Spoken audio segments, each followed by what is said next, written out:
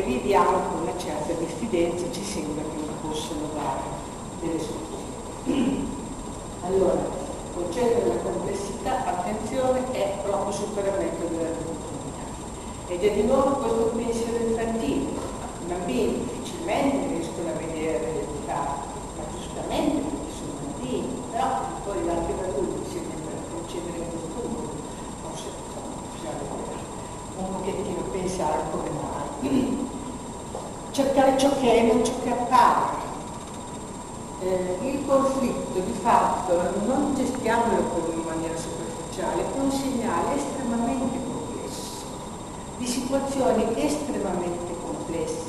Stiamo attenti ad affrontarlo se non abbiamo gli strumenti giusti e le strategie giuste, perché possiamo chiudere e peggiorare la situazione. È molto complesso perché è una pentola di tante cose.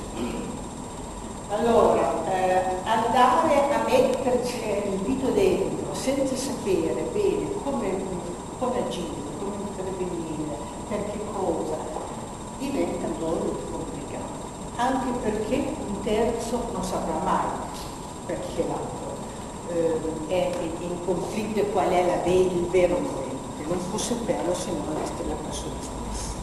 Questa è l'altra operazione molto importante, che è quella che io non delego la gestione di un terzo.